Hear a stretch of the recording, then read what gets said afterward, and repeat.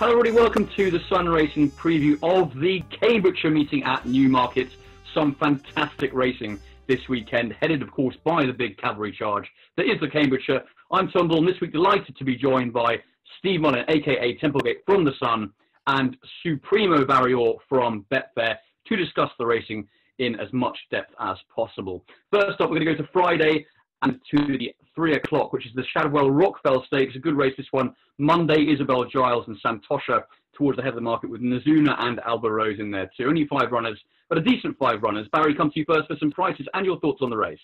Yeah, Monday's your 6-4 favourite at the moment for Aidan O'Brien. Won the Inga Bell. The runner-ups, No Speak Alexander, rated 102. It's pretty decent form considering she wasn't really mapped first time up. She went out and made all more beautiful. Her stable companion with Ryan Moore in the plate was 9-4 favourite in that same race, but couldn't get past the winner. She looked really game.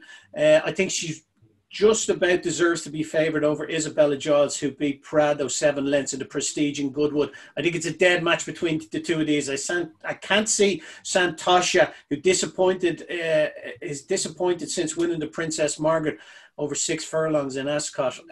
Can't see her getting involved. For me, it's a toss-up between Isabella Giles and Monday, and I'm just coming down on the side of Monday. As much as I'm loath to tip a 6-4 favourite, Tom, you know me, I'm always looking for something else. But this filly is one that's going in the right direction. Ryan Moore in the plate now, looking to see what he says about her in his blog on Betfair. Absolutely, looking forward to that indeed. Steve, come to you. Do you agree with Barry, or do you fancy something else in the race? No, I think Barry summed it up nicely there. Monday was pretty impressive at Leopardstown, I thought. Picked up really well, kept going when challenged, and looks a couple of pounds ahead of Isabel Giles to me. I mean, Santosha's got a lot of talent, but is a bit of quirky as well. Bit slow out of the stalls last time. Maybe we could overcome that. Might be a bit closer. But I think Monday looks a nice filly and can take this. 3 of us for Monday then, because I think she's going to take all the beating too. They obviously think quite a bit of her at home, and that form, as you say, Barry's worked out pretty well. Moving swiftly on now to the 3:35, which is the feature race on Friday, day 2 of the Cambridgeshire meeting, which is the Chadwell Joel Stakes Group 2 over a mile, which sees a cracking field. Ben Battle and Kamiko, top rank. Tilsit, the young 3-year-old, the young gun on the improve. Regal Reality bidding to rediscover some form. Urban Icon, Duke of Hazard and Zabeel Prince, a proper who's who of Group 2 and Group 1 stars. Barry, prices again, and your thoughts again on the race, please. Yeah, Van Battle's 9-4, just ahead of Kamiko, who's 5-2, 11-2 top rank. Obviously, Kamiko has to carry his £5 penalty for winning the 2,000 guineas. He might just struggle against Ben Battle, although Ben Battle wouldn't want to see any more rain now. They took him out of Goodwood, the Celebration Mile, where Regal Reality was only 3rd, but they took him out of there, giving the ground as an excuse. Won this race last year, obviously, when he beat King of Comedy by 5 lengths. Kamiko, he travels so strong, doesn't always find a whole lot for my money. He hit a low of 2.20, just 5-4 in the Betfair Exchange when he was 4th to Gayat in the International. Just travelled so well there. I don't think, although he's the fastest ever winner of a Guineas on record, I don't think it's working out that great a race now, with the exception of Pinatubo, who obviously has won a couple of races since, but I just think it was a poor race at 2,000 guineas. A horse I like in a bit of value at around the 6-1 mark is James Tate's top rank. Won Thirst Handicap off 91, went £12, went up £12 for that win, was rated 103 when he could only finish 3rd in York, and has come out since when he stepped up to the Pattern Company to Group 3, and he won in Haydock when he beat Monatam he won in was it Haydock or York last day? But he won last day in Haydock, I think it was. Yeah, Haydock. Yeah, on soft ground. I think he's a horse definitely going in the right direction. If anything was to happen to the top couple in the market, I think he's a bit of an each way play at around the 6-1 mark. He's still improving. He's had 6 runs. He's won 5 of them and finished 3rd in the other one. And probably what was one of the better handicaps of the season so far. The race that he finished 3rd in, I should have known the race that he won in Haydock, I should have known this, was the Group 3, the Betfair Supreme Mile. Should have known that, Tom. I'll get a black mark against my name in the office over that. It's an interesting point what you make about Kamiko's guineas not working out very well, because actually that is a good point, and one I hadn't really thought of, because Pinatubo obviously has improved, but over a shorter trip than a mile. So yeah, I absolutely can see that for sure. Steve, what do you think about this race? It's a really good one, isn't it? And the 2 at the head of the market have Group 1 form, but I mean, there are plenty in there with shouts, aren't there? Yeah, it's a cracker. I mean, Kamiko, we were all told that 1 mile 2 would be his absolutely best trip, weren't we? And then he ran like a miler and at York last time, didn't he? Didn't seem to get home after cruising up at one point. So we'll see. Maybe they should just kept him over this trip anyway, because he did run quite well when fourth at Goodwood, didn't he? When he was a bit unlucky as well. I think Ben Battle, I agree with what Barry says about the ground. Provided the rain stays away, he's got Frankie on board. He's the only real front runner in it. He nicked it from the front 12 months ago. I think Frankie would be ideally placed to do those tactics again. And I'm looking forward to see how Tilsit gets on. If you remember last time when he won at Goodwood, he knocked the other horse over the rail and there was all kinds of trouble. I mean, he absolutely hated the track at Goodwood, didn't he? He was going sideways at one point. And I think it'd be interesting to see how he does on a more conventional track. But provided the rain stays away, I think Ben Battle will be too good for the lot of them. Interesting, you said he was very impressive in the race last year, wasn't he? And he's having a long break since his last run this time, but it didn't seem to make a difference to him last year either. I agree with what you say about Tilsit, actually. He's been my choice in the race. He beat my Oberon by about the same distance that Top Rank did last time, but Tilsit gets £4 from his rivals. I think that could be a big difference. He's only had 3 starts, so it's definitely open to more. And I've been very impressed with him as the last couple. So hopefully he can continue to improve. So he'd be my pick in that race. Now on to Saturday, which is obviously the main day of the 3-day Newmarket meeting. And we'll go to the Royal Lodge Stakes for Group 2 for 2-year-olds. Only 5 runners again, but a decent 5 runners, headed, of course, by Cove, Adam Kirby and Clive Cox, teaming up with that one. Gear Up, who's won 2 of his starts. New Mandate, Ontario, and Pleasant Man, Ontario being the only runner from the Aidan O'Brien team in the contest, which is bound to say something about his chance. Barry, how's the market been for this one? Yeah, at the moment, like you say, Cove heading the market around a 5-2 mark. Ontario 3-7-2 New Mandate. It's an interesting one. Ontario traded at 9-2 on when he jumped out and tried to make all in the Curragh last day for 30, and he just got swamped in the last 50 yards by McSweeney and Cadillac. He's won his maiden over 1.5 miles a furlong, so he wouldn't have to go out and make it. I'm sure he'll love to see Gear Up going out and setting a good even tempo. The one I like in it though, like you could give a chance to all of them. Obviously Cove's second to Chindit has worked out really well. He's won the Champagne Stakes since, and he looked a tough sort when he won in Salisbury and those Stonehenge Stakes. But the one I like in it is the outsider of the field at the moment, Pleasant Man. Roger Charlton, Jason Watson in the plate there. Won a pretty competitive novice in Haydock earlier on this month. Was backed into 15-8 favourite. So obviously he was shown them plenty at home, the son of Galileo. He really travelled well there and he toughed it out. He just outstayed them on soft Haydock summer ground. And he's one that I think is going to improve considerably for that. It's one of those races, it's wide open. There's only a couple of points between the top 5 in the market, but just for a bit of value at around the 11-2, 6-1 mark, Pleasant Man for me. Lovely stuff. I love that. Outside of the field. Excellent. 1 race, 1 win for that. Steve, on to you. Who do you like in this? Yeah, I mean, all 5 of them. There's a blanket over them, isn't there, when you look at the form and the, like you say, Pleasant Man could really improve and Roger Charlton's in good nick, isn't he? But I've come down on New Mandate. I thought that was a really good win at Doncaster at the Ledger meeting. The horse, the second, looks decent. I think it's quite telling that Frankie stays on board. He's got a reasonable record when riding for Rafe Beckett.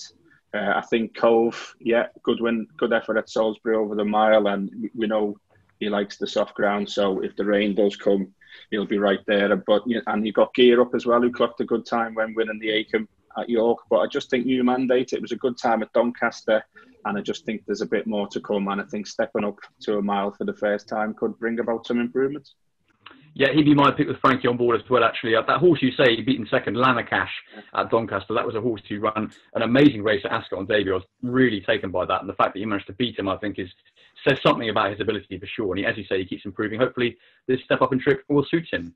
On now to the Chivalry Park Stakes, which is a cracking contest featuring Dan Dalla.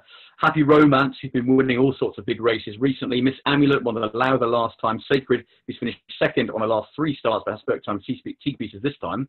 Kultum, who did very well to win at Ayr last week. I thought it was a great performance from her. And then a few others on the outsiders. Barry, who do you like in this, and how's the market? Yeah, the market at the moment, Tom Dandala, the Albany and Duchess of Cambridge winner, is currently market leader at 3-1 ahead of Miss Amulette, the Louder winner, who's a 4-1 chance. 9-2 Happy Romance. Like those three horses, they've been stars all season, haven't they? Happy Romance winning that Weatherby Sprint in Newbury when she beat Jojo Rabbit, then won the Goffs in York and stepped up in Salisbury to the Grade 3 and won convincingly. She's a really improving filly, and she's one of the fillies of the season for me. Definitely the 2-year-old filly of the season. But Miss Amulet's winning the Louder. I was really impressed with her. Ryan Moore takes the mount now. She's another filly that's on the upgrade. Sacred, wow, big black mark against her name, having traded at 1.15, which is just 13-2 on in the Louder, and traded at 8-1 on in the Queen Mary. And last day out in the Flying Childers, traded at 25-1 on. They're putting cheek pieces on her. For me, she just thinks about it too much. I'd be putting in to lay her in running at a short price. But the one I fancy in it is Miss Amulet. Having said that, Dandala's done nothing wrong, and Happy Romance, one of the fillies of the season, 2-year-old fillies of this season. So it's a fantastic race, and it's not really a race you have to have a bet in either to really enjoy, but I'm going to have to back Miss Amulet. Miss Amulet, there you go. Yeah, absolutely agree with that. A cracking race. Hopefully one for Ken Condon there. Steve, what about you? Yeah, I'm on Miss Amulet as well. I thought that was really good effort in the Louder. And notably, she was in front quite a long way out, wasn't she? And that can take some doing at York. I mean, I know Sacred down tools a bit, if you like. But I think she likes the cut in the ground. And I think, again, that was the first crack really over this trip, over the full six furlongs. I think it helped her, and I think she'll improve.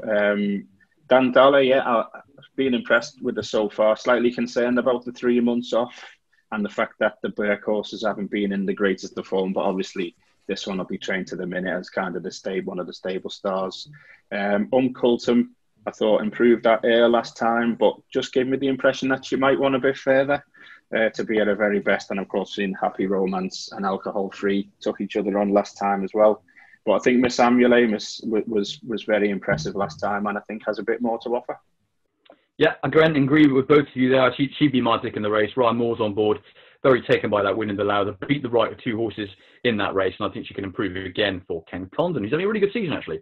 On to the 3 o'clock, the Middle Park Stakes. This is possibly, for me, the best 2-year-old race of the season so far. It's got everything you could wish for in it. The likes of Method and Minzol, both of whom have really looked very special so far in their careers. Supremacy absolutely bolted up at Goodwood. Tactical, amazingly how big a price he is, considering how exciting he looked earlier in the season. Lucky Vega has done nothing wrong in Ireland except last time. Wasn't perhaps quite as good, but still has plenty of potential for Jesse Harrington. There's a few others, including the Learjet, who's amazingly big price, another big price, Lipizana and Charter House. Barry, who do you like in this? Yeah, it really is. It's the dead eight as well. So fingers crossed none of them are non-runners for each way punters. So we're getting 3 places. But Lucky Vega brings great one form to the table. Obviously, haven't won the Phoenix Stakes. Got checked twice in running in the Vincent O'Brien. So you could forgive him that run. He could prove a big price around the 4-1 mark. Method has done nothing wrong. Obviously, 2 from 2. Minzal, I was so impressed with him last day in the Gimcrack. He just travelled so well and quickened up clear. Never in doubt. Supremacy, I could say the same about him in Goodwood. I was really impressed with him in the Richmond when he beat Yazaman. Now, I know he had the rail that day, but he just strided clear, and he looks a really, really nice horse. Lipzana, for me, disappointed in Ascot in the Norfolk when he was well fancied, but he got a nice confidence booster in Navan last day. I really can't make head nor tails of it in terms of, having a strong opinion on one, but if Supremacy became an each way price around 5-4, he's 7-2, 4-1 at the moment, but if he became about a 5 or 6-1 chance, which invariably he could, because the top ones at the top of the market, we could see plenty of money for them in the coming 24 and 48 hours, but Supremacy maybe at an each way price for me. Supremacy, Clive Cox, king of the sprinters. Templegate, would you agree with that, or do you fancy something else? I give Supremacy a good chance. Just a little bit concerned that the horses behind that one in the Richmond haven't exactly franked the form. A few of them have disappointed a bit, but having said that, he was well clear of them, so that's fair enough. The one I've gone for is Tactical, just made a lot to do with the price on offer. I think he got a terrible ride in France last time. I mean, Pierre Charles Boudreau's a good jockey, but that wasn't his finest hour. But, got bumped at the start, never got into it. Before that, if you look at his form, winning the Windsor Castle and then following up in the July Stakes at Newmarket, that's pretty decent. And provided the ground doesn't go too soft, I think Tactical will outrun odds. I mean, I think I've seen around the 10-1 mark. He's 11 now, Steve. 11. That's a big price to hit the frame at least. Hopefully, with the 8 runners. With the 8, hopefully, fingers crossed. Yeah. And I think potentially the big improver could be Minzal. I mean, he's already won a Group 2, but I don't think he had to get anywhere near top gear for that. And I think there's an awful lot more to come from Minzal. But I think at the prices I've got to have a couple of quid on Tactical. Yeah, very interesting. Big prices, and he looked a real star early in the season. And, more than willing to overlook that last run. Only one run that wasn't quite as good last time. I'm going to go with Minzal in this. Very, very taken by that performance at York. I think he's got loads more to come. Owen Burrows is a trainer I'm a huge fan of. He's having a great season so far. So Minzal will be my pick in the race. And now, on to the showpiece, the Blue Ribbon event, the Bet365 Cambridgeshire Handicap. Only 29 declared for the race this year. Usually we see in the 30s, but that's not to say it's not still extremely difficult. And by my account, there are only 2 horses in this race at single-figure prices, but I'm sure Barry will either confirm or deny that fact. Chivalry and Tempest are those 2, very well fancied and well backed for this. Il Arab, also there for William Haggis, and a few others as well, including Bell Rock for Andrew Balding and Montatham in those famous blue and white silks of Sheikh Hamdan. Barry, comes to you for a little bit of a market check here and your thoughts on the big handicap. Yeah, you're bang on. It is only 2 of them in single-figure price. Sinjari, the John Smith's Cup winner, and Tempest, who was very impressive when sent off 13-8 favourite in the handicap in Ascot. And, they're obviously 2 very nice horses. An interesting one is Good Birthday, who was third to Lord North in this last year off £9 higher rating. He was beaten 4.5 lengths, went 7th in a handicap. Just last Saturday in Newbury, raised a lot of eyebrows. A lot of people thinking he should have been brought in over the running and riding of the horse. Be interesting to see how he gets on. Cheap pieces retained on him. He's a 20-1 chance. Wouldn't be surprised to see plenty of money for him over the next couple of days. And I think he'll go off significantly shorter than the 20-1. The one I like in it, though, is Monatham. I think his form's working out pretty good. He's rated 109. Obviously, he fully deserves that rating as well. He last day when he stepped up to listed class in Sandown, he was beaten 3 lengths by Posted. But the run before that in York that I alluded to earlier, Sir Busker was second, and the horse that I fancy in the Grade 1 race on Friday's card, Top Rank, he was third. And I think if Top Rank finds the form, I'll be steaming into Monatham in the Cambridgeshire. There you go. Could it be another one for Jim Crowley and Sheikh Hamdan? Certainly Barry thinks so. Templegate, who do you fancy in this? Yeah, tricky as ever. I mean, I'm slightly concerned about the low draw for him, but I'm still going to go with Sinjari. I just thought that John Smith's Cup win last time was absolutely brilliant, considering he didn't get the clearest to run and then he tanked into the race. I think the commentator said as he just jumped in at the furlong pole. I mean, it was absolutely brilliant the way he was well ahead of them. An £8 rise, yeah, I think that still gives him some scope because he's only 4 and he hasn't had an awful lot of racing. And I think he's just going to improve further. I mean, looking at the others, Sabuska keeps finishing second and third all the time, doesn't he? Coming with late runs. And he goes up in trip here, the extra furlong maybe, because we know it'll be an absolute rattling pace again. And he could come with a late run and get his customary place on the podium. I'm slightly concerned that Asheen Murphy's not riding him and he's gone on Bell Rock instead, hasn't he? Is it Bell Rock? Yeah, Bell Rock instead. That ran quite well at, more than quite well at Goodwood last time. So maybe that's pointed towards him. But I just think Sinjari, that was so impressive last time. And I'm happy to give him another chance to win another big handicap. Sinjari with Tom Marquand on board, man of the moment, Tom Marquand, in great form at the moment. I'm going to go down the bottom of the handicap with Balgair, who won the Amateur Riders Cambridgeshire last time out. Yes, it was a much weaker race with obviously a few kind of suspect jockeys in there, but it was a very impressive performance. He's only got a £4 penalty for that, and I love the trainer, Tom Clover. He's got a big future ahead of him. And he runs his horses in races he thinks they can win, which I think is a big point to Balgair's chance. And he's around about the 25-1 mark, so he will do for me each way. Betfair's Barry Orr and the Suns, Templegate, thank you very much indeed for joining me on this. Hopefully we've bagged some winners there. And it's a cracking weekend of racing, so thanks guys, and we'll see you all very soon. Love it.